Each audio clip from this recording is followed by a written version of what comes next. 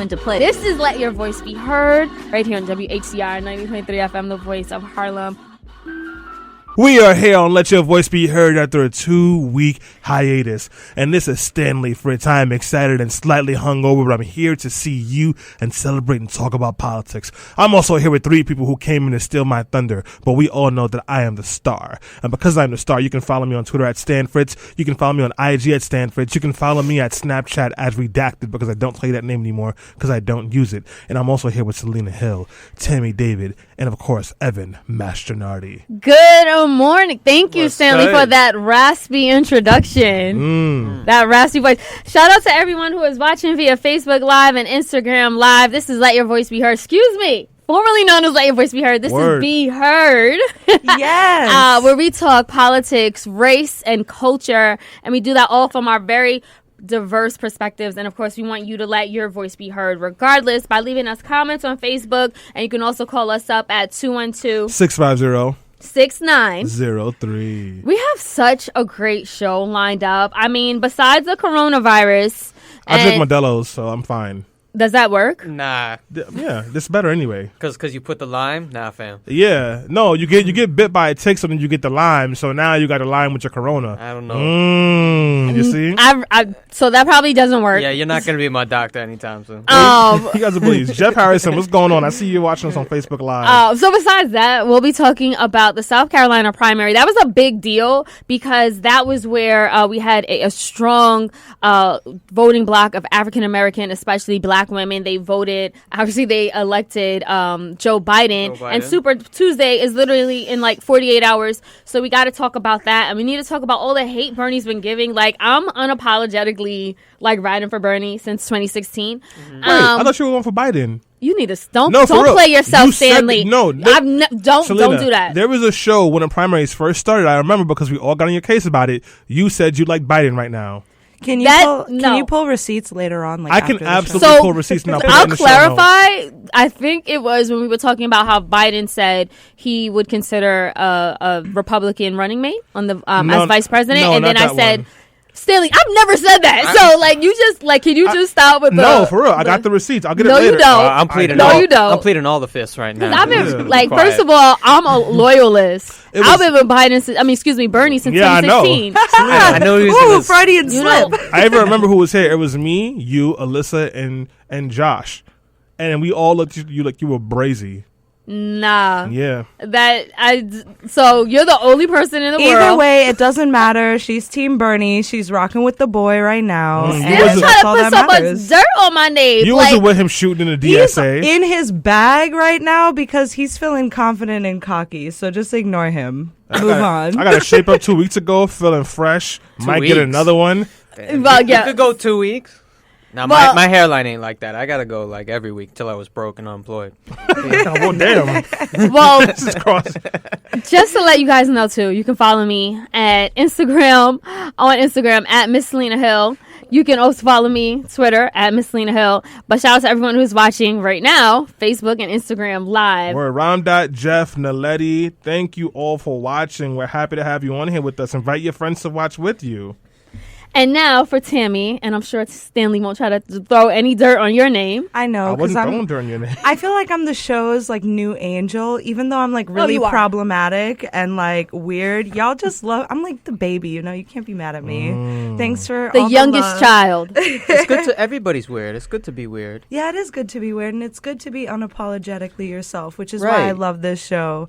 I'm so happy to be back from hiatus. There's a lot of new dope things in store for our show.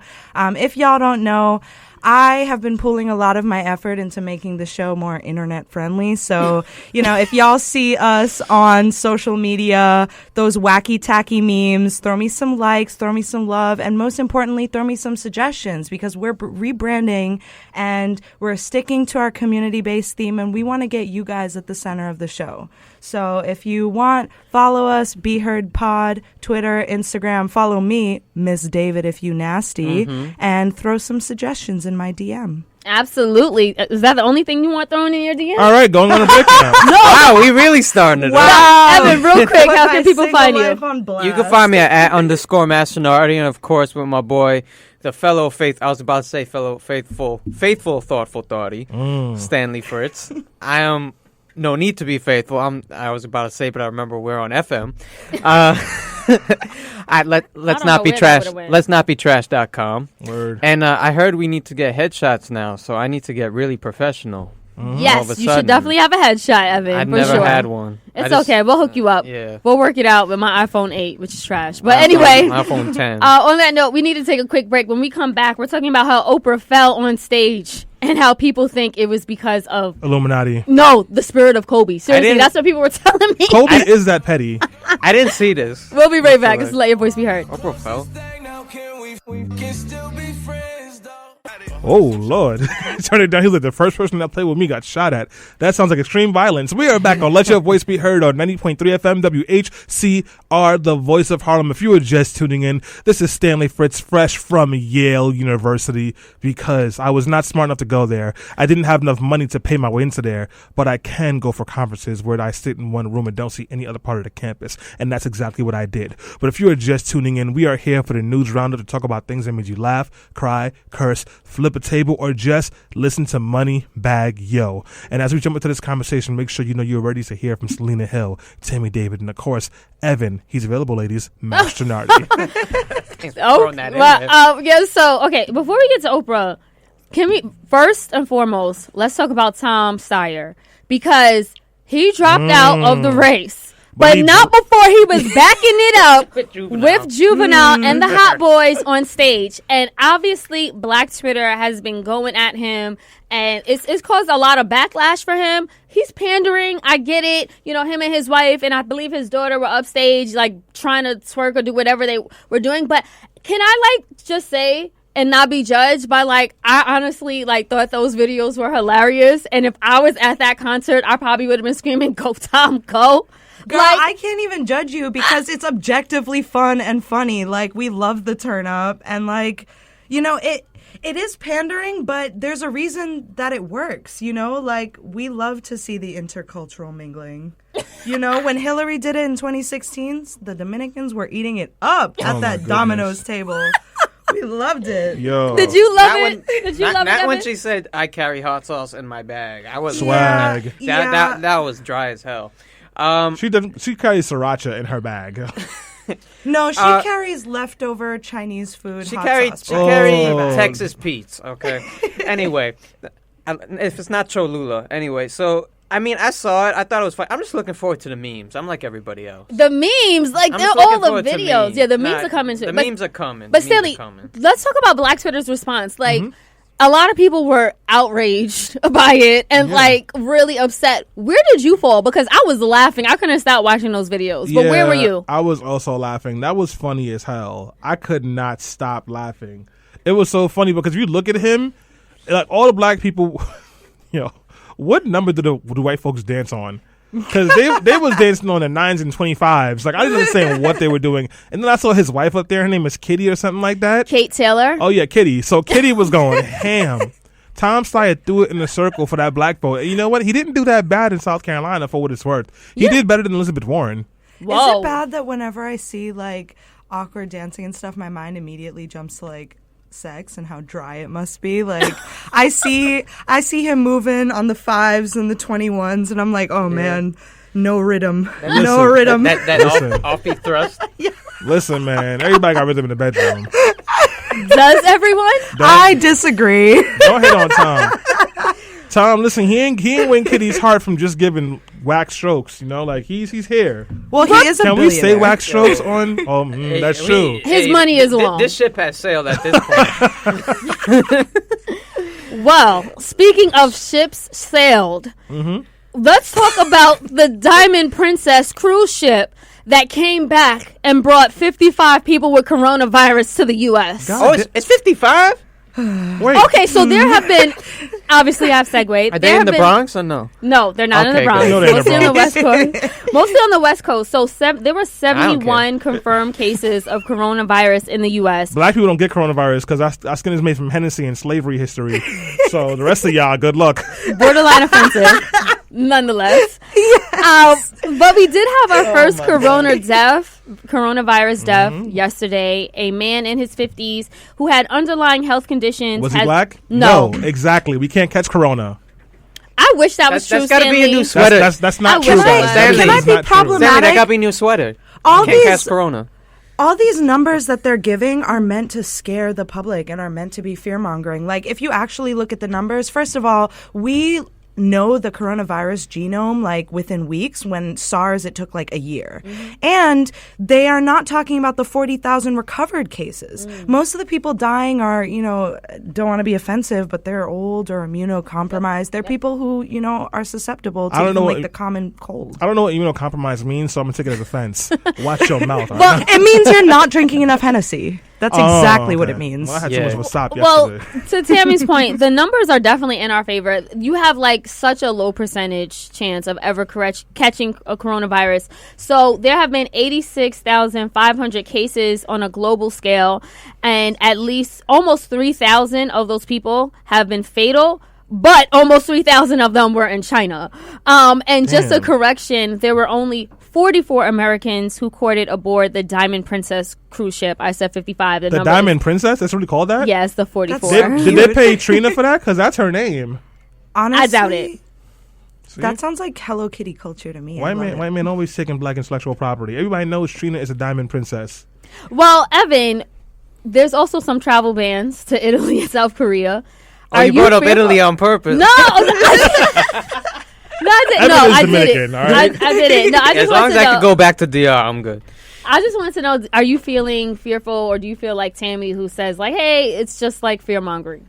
I think there's a lot of fear mongering, and of course, like to bring it to an actual serious note, my problem is when this gets translated towards animosity and racism towards anyone in the Asian community, which is very common. Like even I see it all over blatantly on Facebook. I see it in everywhere. Like people, this is not an excuse essentially to be randomly afraid of anybody who is Asian. That is still stereotyping. Yeah. And honestly, anybody can get it. So anyone who is on this cruise who came here, if it was passed on, it has no face. The coronavirus, and except for like as Stanley said, there are certain protections that certain people can't get it apparently due to Hennessy and That is a extra. lie. I am lying, people. Do not Are take you? me seriously. There's always that one person listening to the show who's like fully gonna go Who's out gonna drunk on take Hennessy all and the get Hennessy just because of coronavirus. you? No, Wash your hands and drink water. But I think just like any flu, I think when we put these protections in place, I think that for the most part we will be safe. And my concern, like I said, in addition to the racism, is that like Mike Pence is like the czar of the coronavirus. Yo, he had a which is- whole You mean HIV single-handedly kill all the gays in what was it, Indiana, Pence? I have Oof. never. It's situations like these. Like, of course, I feel like any day we could, Trump can randomly step on the nuke buttons and we'll all die. But aside from that, like, it's days like these that I feel really afraid of this administration because let's say there is an outbreak. Let's say we're close. Look at the competency that we have up there that's standing between us and that. That is what scares me. Yo, Mike Pence literally was responsible for an HIV outbreak in Indiana that saw on average 20 people a month contracting HIV because they would not allow people to get clean needles to folks who had drug addiction. And then when they asked him what the solution was, he said he was going to pray for them. Yeah. Michael Pence is the last person you want in charge of anybody's health. He's also the person that said he doesn't believe cigarettes cause cancer. What? No, I'm serious. In 2020? No, this happened in like 2004. But he has a Washington Post opinion piece about this where he says he doesn't believe that cigarettes cause cancer. Like, this is... Why would you make him in charge of this? The Trump administration has proven themselves to be anti-science, but I think that this just takes the cake. The U.S. has also issued travel warnings to parts of Italy and South Korea, if that is going to help anything. But other than that, I just don't know if we are prepared for it. A number of scientists and medical professionals have said it's not a question of if this is going to hit the U.S., it's just when. Yeah. And I do think that we should take some precaution. It already has. One person died for coronavirus. No, I mean like in a a pandemic. Honestly, tying it to like our main topic at hand, honestly, this just shines a light on how problematic not only our administration is, but the way we run things here. Like, if coronavirus does not get stopped, which it clearly is not going to right now, as all those people just came back, all of the low-wage workers that don't have sick days, that don't have health insurance, they're going to keep going. They're all going to get sick, and because it's like the common cold, and working while sick and working yourself to the bone is praised in America, everyone's going to get it. Because you're not going to, a bartender is not going to miss their chance at paying rent because they have the sniffles, and we're all wrecked. Yeah, man. Enjoy your chopped cheese when it has coronavirus on it now. Medicare for all, please, Bernie, please. Look, I'm here for it. Before we wrap up and go to break, so I mentioned Oprah Winfrey's fall. She was From Grace? Fall from Grace. That's so funny. Like, no, so she was on TBT. stage. I didn't think it was funny, but some people. Stanley said it was funny. It's always funny when people fall. Stanley! Definitely. I didn't even know she fell anywhere. So what Kevin Hart said is that when women have high heels, they don't fall, they buckle. And that's kind of what it seemed here. Oh, I've seen them fall. This was like a buckle and a fall. Well, no, it really was. I watched it a few times, but I would just say why'd you watch it a few times? I will say Oprah is doing much Why didn't better. you see it more than once? I just wanted to like Different really angles? analyze it. Different angles, yeah. Basically. And I will Gotta say hit this. angles, In yeah. her latest stage appearance where she was interviewing Jennifer Lopez, she had sneakers on. She was wearing sneakers. So shout out to Oprah Winfrey for taking the heels off and wearing sneakers. I guess. That's the only That was the lesson learned there. I That guess was the best I could kicks do. girl. Ooh, That's the best I could do. Just watched it now. It's kind of funny. I don't know about that. Well, anyway, we do have to take a quick break, but don't go anywhere. When we come back, we're talking about Bernie Sanders, his campaign, and why, if you ask me, he's going to win the nomination. He has a really good shot of it, I'll say that, but everyone's against him, especially the establishment. This is Be Heard. I think he lost like 500 black votes with that dance. He was on stage with not a drop of rhythm on there. The beat was like 1, 2, 3, and he was like 8, 9, 10, 11, 12. And I was like, what in the Harriet Tubman is going on here? But he became an honorary hot boy last night. No, he did not. Yes, he did, Stanley. He became an honorary presidential election loser. He did not. That was hilarious, though. But speaking of the presidential election, thank you for that, Stanley, because Bernie, my main man, is on a roll. Bernie Sanders is on a pathway to victory, but many people are not happy about it.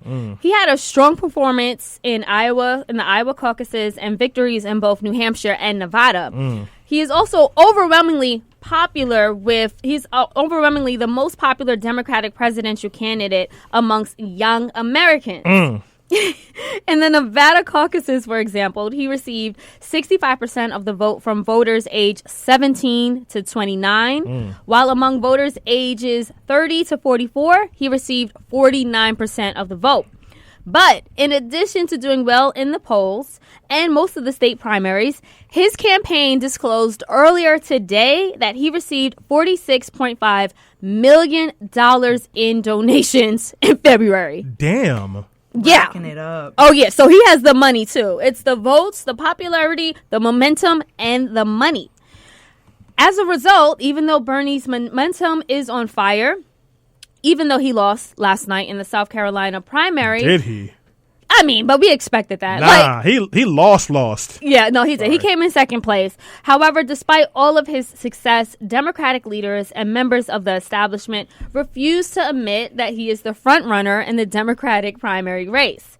Meanwhile, dozens of establishment leaders last week revealed that they are not just worried about Sanders' candidacy, but are also willing to risk intra-party damage to stop his nomination at the national convention in July, according to the New York Times.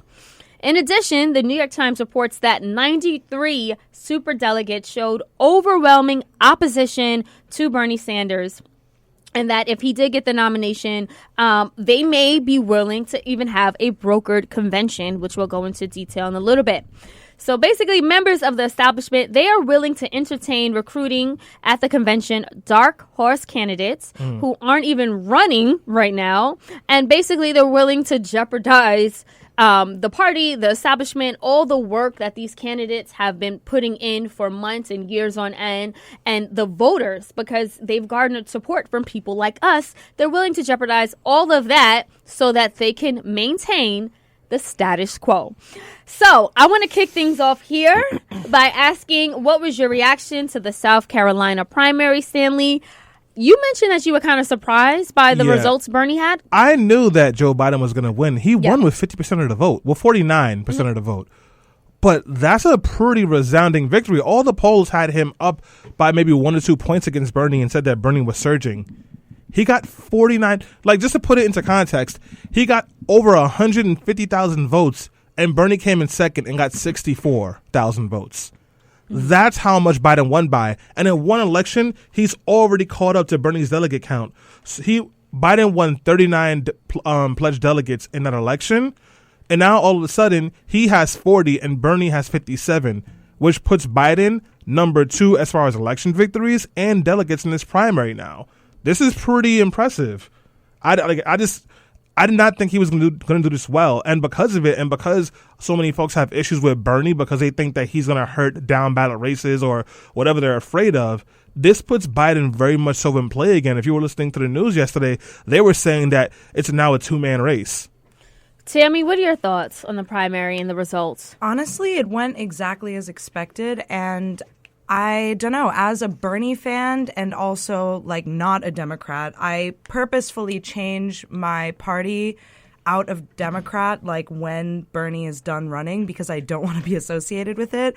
I think this is exactly how the election is supposed to play out. Like, we knew that Amy and Pete would come out strong in the Midwest, and they were shockers to the country. However, we knew that Biden, with his credibility with Obama and his long-standing political history, was really the Democratic sweetheart, and now he's on track with that. We also know that black people make up 60% of the electoral vote in South Carolina, and like, to me, I'm a little bit surprised that Biden didn't win higher. But when you look at Bernie's fundraising skills and also the people on the ground for Bernie out there, like, I personally know Mad POC who just went down to canvass just for Bernie. Like, I think Bernie did pretty okay, grabbing second and also, you know, being, I don't know, maybe slightly less than half. I thought he would be obliterated. He got 20% of the vote. That's not good. It's not good, but it's better than expected. Evan, what are your thoughts about the results? I think it's expected as well. I think Bernie's going to have a tough time in the South. I know we're going to get to Super Tuesday soon, but I think that, you know, Bernie's got to win at least. Bernie wins like North Carolina. That's part of Super Tuesday, right? Yeah. I think that would help, but he needs to win one South. There's like South adjacent, like Texas. He needs to do something like that, I think, to show that his reach, you know, geographically is stronger. But I think that this is going to be a challenge. I think that Biden will continue to do better in the South, but that does not mean that Biden will win or that Biden will be the front runner. What it does mean, though, if Biden's able to get enough so that there's not a clear, I believe in order for there to be a broker convention, someone just can't have 50%, right? So that's a real threat. So it's impossible at this point to get to 50 to get to that number now. By the way, it is. It's impossible. Yeah, it's been impossible since after the New Hampshire primary. There's not enough pledged delegates and enough time to get to it.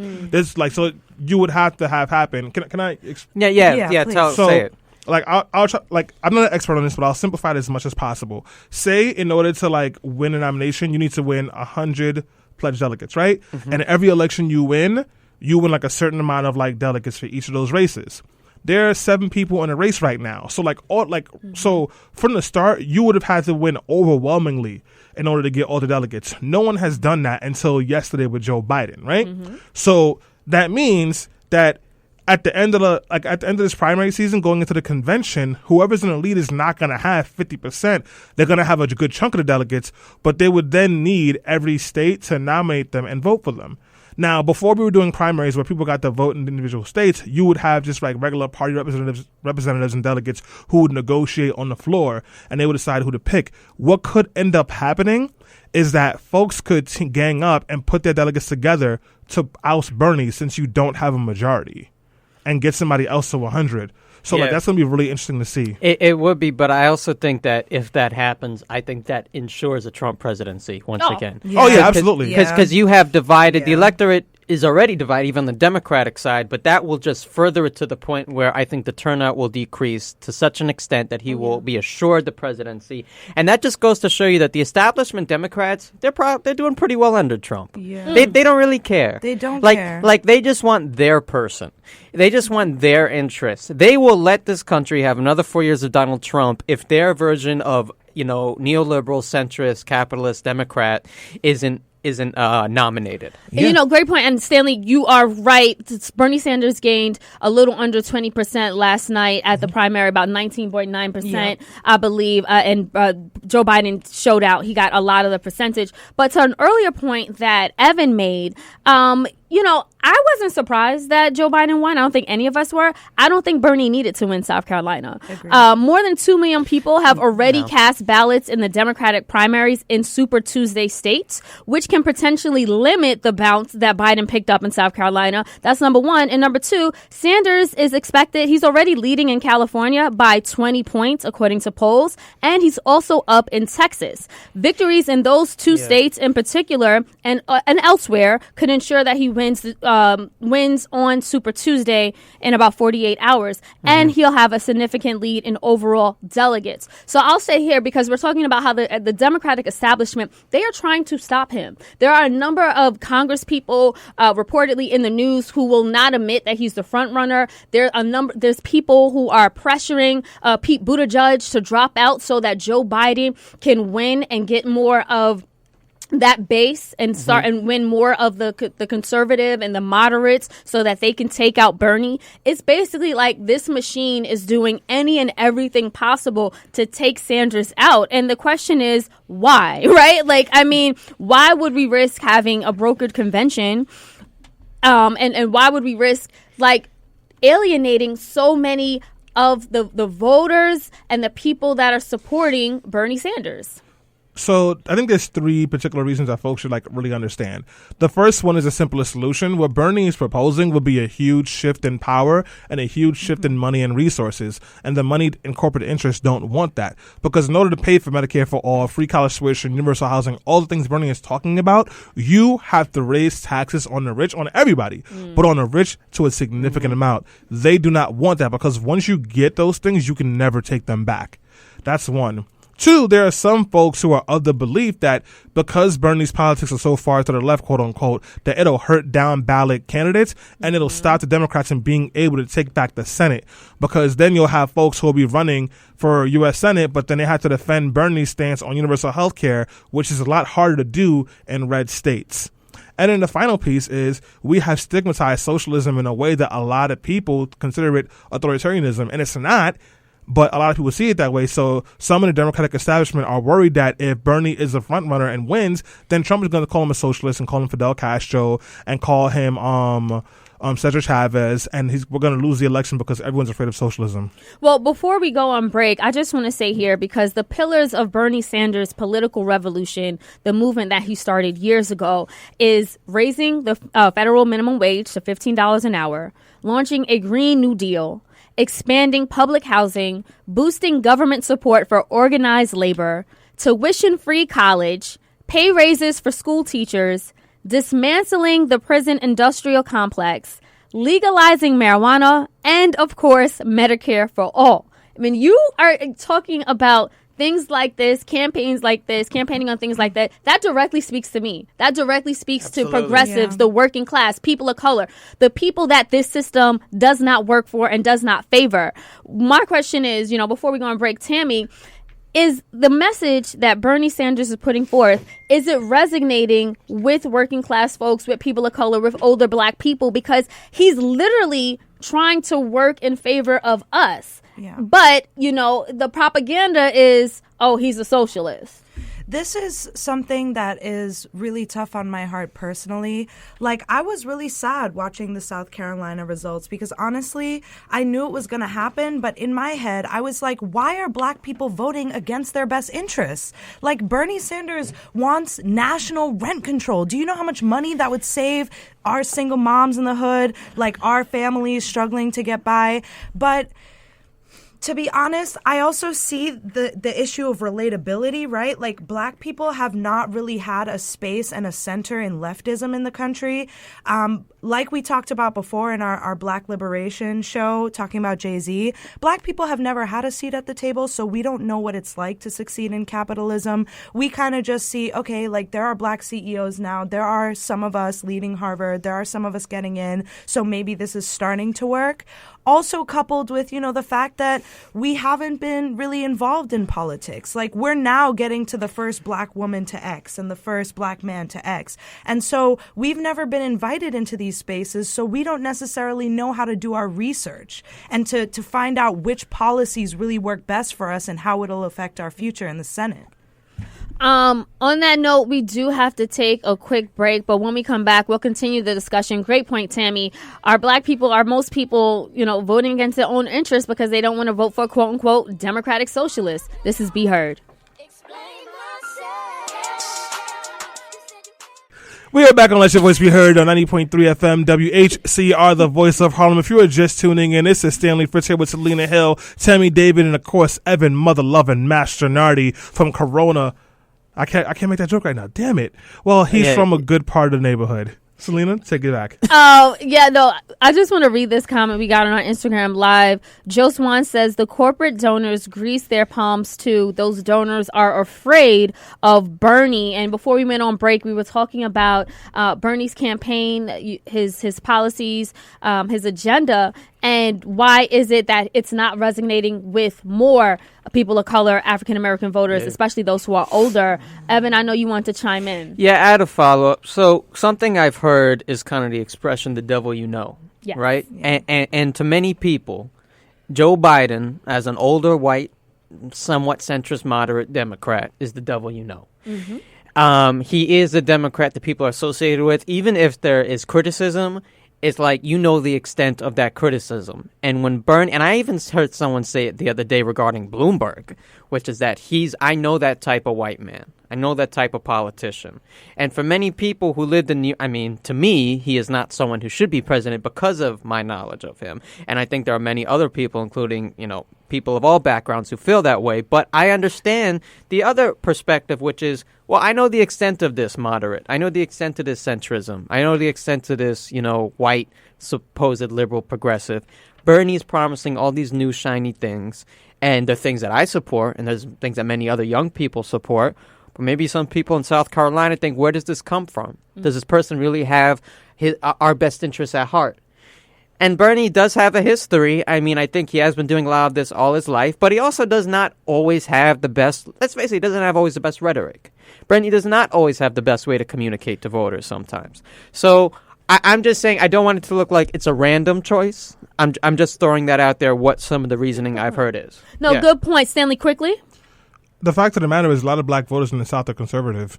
They just can't be Republicans because Republicans are racist. Good point, Tammy. I know you were also getting some comments via Instagram Live. So I want to shout out my friend Wally, who's on my Instagram Live right now. He's bringing up some really good points as to why the Democratic establishment is icing him out successfully. So first of all, there's the Bernie bro issue, right? Like, there is an element to kind of his demeanor. Like, Bernie isn't very charismatic. He's not like a typical politician that will pander and dance and play games and joke. He's like very serious. And his followers are very serious. His followers are really intense people. And when you see a guy like that and you stick up for him on the internet, there's a lot of rhetoric being said that, oh, Bernie bros are hateful. And it's really good narrative for the Democratic establishment to push. And when folks who don't really do research like that, see that, of course they're going to want to vote for a candidate that's like sweeter and softer and nicer. There's also, lastly, the issue of class reductionism, which is something that I think we'll get into later on. Basically, white progressives make POC issues, female issues, reproductive issues. They make these issues into, oh, well, it's just capitalism. And a lot of what we're going to see is, can Bernie get the black vote just by saying, oh, economic policies are what's killing the hood? Can he get the significant woman vote, after those attacks from Warren's campaign saying, he believed a woman couldn't be president? Like, will it boil down to lining up with economic values, or are we going to go with the candidate that feels more personally relatable to our specific groups? Those are great points, and you know how I answer when those questions come up in my circles. I say, look, I'm not looking for Mr. Charming. It's not all about character. I want someone who has policies, who has a plan. And the fact of the matter is, Bernie Sanders has been serving our country for decades on end. Like, I've been following him even before he entered the 2016 election. I've always been a fan of him when he was just a Vermont senator. But like your point, people haven't always been following politics, especially national politics, as much or as closely. So they're like, who is he? But he's proven himself over and over again. At some point, it becomes up to us to really filter through the noise, do our research, and find out who's going to be the best for us. Yeah, I want to get just one more comment from Avant Drummer on our Facebook Live. Thanks for commenting, and thanks for watching, Avant. He says, South Carolina Dems are still waiting for hope and change. They are still under the Obama delirium. That's why they voted for Sleepy Joe. Joe Biden can barely complete a coherent sentence. I don't understand why anyone is taking him. He will be a tool. He can barely complete a sentence. What is he going to do as president? He accidentally called Sanders president on stage. Oh, do you remember that? He has so many blunders that it's not even. He's not aging well. Simply put, he's also not aging well. Quickly, I just want to say to Tammy's point, Bernie bros are a bit of a problem, though, because some Bernie bros, in the most literal sense of the term, can be quite condescending. There was a VSB article, for those who don't know, Very Smart Brothers, where there was a VSB article, I forgot who it may have been Lawrence Ware who wrote it. I don't know if you read this one, Stanley, back in 2016, where he said he feels like sometimes Bernie voters, especially white Bernie voters, talk to POC as if they just need some Bernie Tussin, like Robitussin, some medicine to help you. And it's like, you can't talk in a condescending way to a voter saying, what are you doing voting like this? You should know as X, Y, and Z who to vote for. Like, you can make a case for somebody, but don't shame somebody for not voting. And too often, especially white progressive Bernie voters, they don't know how to make a case for Bernie in a way that's not condescending, and you can be turned off to a candidate by their supporters. Yeah, that's true. And and just to add before we move along quickly, even Ava DuVernay said that she has been attacked by Bernie bros on the internet, and to me that doesn't bode well for him and his candidacy, especially as someone as prominent as her, a leading black woman in the space of Hollywood. However, I mean, that's indicative of the internet itself. Like, the internet is disgusting. People troll there all the time. It doesn't matter, who you're voting for or against. So, we can't put all of that veteran on Bernie. But I do want to just switch gears a little bit now, because we were talking about political revolutions, and the one that's Bernie Sanders has been pushing for, a large majority of his campaign. But we've seen this play out before. We actually are seeing it play out now in the Dominican Republic. And I want to throw this to you, Stanley, because you and I were talking offline about, what we have learned from other political revolutions, what makes them so fearful, especially to the establishment, the status quo, and those who are in power, and how these usually ends, and I know you wanted to talk about Dominican Republic. Yeah, so the United States might just be heading to a political revolution, and not just because Bernie Sanders' policies are so far to the left, but because this has been a dynasty of sorts for hundreds of years now, and every dynasty has its day in the sun, and we might be heading there. And what's happening in the Dominican Republic, where they had an election, they were supposed to have an election, and the federal government stopped it. And it said there was some issues. And now, you have protests going on out there. Police are attacking people and killing people. And it's a full-on revolution. And then right a couple of miles away in Haiti, the same exact thing is happening. If the Democratic Party decides that they're going to screw over Bernie at the convention, if Bernie wins the rest of these primaries and finishes the primary elections with the majority of pledged delegates, and they decide to go with somebody else, we might be facing that. And if Bernie loses fair and square and say Biden wins and Biden faces Trump and then he beats Trump, we might be facing a situation where Donald Trump and the Republican Party just refused to leave the office. Right. This is literally what we're walking into. So no matter which way you put it, we might be in a space right now where things are not going to get much better for us. Well, that being said, what needs to be done so that no matter which direction this political revolution goes, because it sounds like something revolutionary is going to happen regardless in 2020, we need to make sure it's in our favor, Black and brown communities, no matter who wins the presidency in 2020. And there are a number of things that we can do, continually do, especially directly in our communities, to make sure that we still are protecting our power and our vote. Because I'll tell you this, regardless of who wins, there are a number of people in the 1% in, political power. They always make sure that them and their direct communities are protected regardless. But it's like we need to start thinking like that. Tammy, what needs to be done to realize a political revolution that would favor Black and brown communities moving forward? Yeah. So I think something that's always happened politically to Black and brown communities, and honestly even uneducated working class communities, is that we're tokenized and we're used for our votes and our voice without any stake at the table, Something that we need to do is to make sure that we're front and center of every conversation, just so that our issues are addressed, I see it all the time in local organizing, like when the ECRB campaign stormed City Hall and demanded that a reform for the New York Police Department was on the ballot. It got on the ballot. We need to make sure that we're banding up with community orgs that prioritize people of color, not just by saying, we do want to work with the hood, we do want to work for low-income people. No, they put Black people in leadership positions. They put Black issues first on their agenda. And more importantly, they listen when they make a blunder. Like, I see this playing out all the time in history, both locally and nationally, where Black folks are used for their voice and their on-the-ground power and then dubbed. Even locally, like, I'm a DSA dues-paying member, and we weren't going to endorse Bernie. Like, members of AfroSoc and Racial Justice Working Group wanted to hold out on the Bernie endorsement until he came out and said he was in support of reparations. And guess what? They did it anyway. That cannot pass. We cannot have Black people paying money and donating to organizations and clapping at Tom Steyer's pandering just because it's fun and hip. Just for funsies. We need to actually do the research and put our money and our minds to candidates that prioritize us. Great point there, Tammy. Stanley, as we wrap up this conversation, what needs to do to ensure that Black and brown people can finally get an equal piece of the pie in 2020? Build Black and brown political and community power independent from whiteness, which is really hard because whites tend to have the money. But we have to do it. And until we do, we'll always be dealing with having to react to what they like or having our demands be passed over. Like Tammy's giving an example in DSA. Like, that happens a lot in white spaces.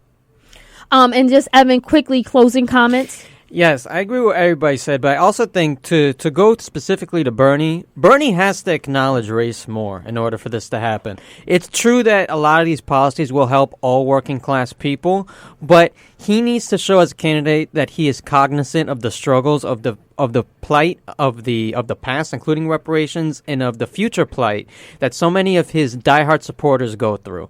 And I think until those connections are made, it will not be a complete movement. I want to end by leaving everyone with a quote from John Swartz in his essay, The Iron Law of Institutions. He says, "The people who control institutions care first and foremost about their power within the institution rather than the power of the institution itself. Thus, they would rather the institution fail while they remain in power within the institution than for the institution to succeed if that requires them to lose power within that same institution." And I want to say that I say that because the law of institutions and what he's talking about is on full display in the Democratic Party right now, as the party establishment continues to think about a brokered convention and superdelegates are thinking about snuffing out Bernie Sanders for the nomination. They are doing this all for themselves to keep the power within this self. Again, this is the 1%.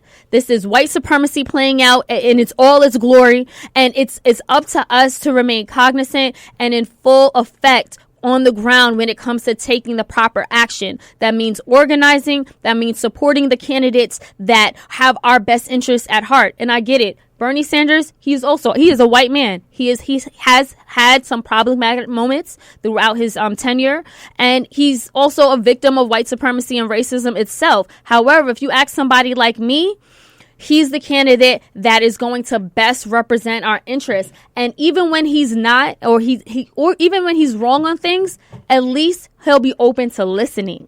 So that's why I'm supporting Bernie Sanders. And as we see, the institution is not. Just one last thing. As you were saying this, Dropout Bernie is trending on Twitter, #1 worldwide. Oh my God. Yo, let me just say, Wally's comment, totally correct. We're going to have a 1968 Chicago convention on our hands. Let's get buck. Like, absolutely. I'm so ready for it. That being said, some of that's Russia. Some of that's probably Russia. Some of that's Russia. So I just want to thank everyone who tuned in and chimed into our show today, and all of those who are listening via podcast. Please remember to follow us on Instagram and Twitter at BeHeardPod.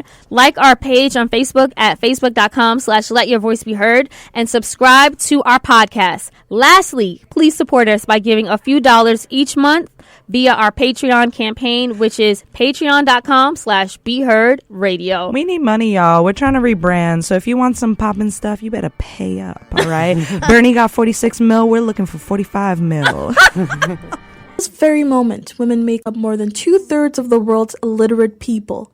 Other statistics show that just 39% of rural girls attend primary school, which is fewer than the 45% of boys who get to attend. These factors place young women at a great disadvantage in the world, indicating that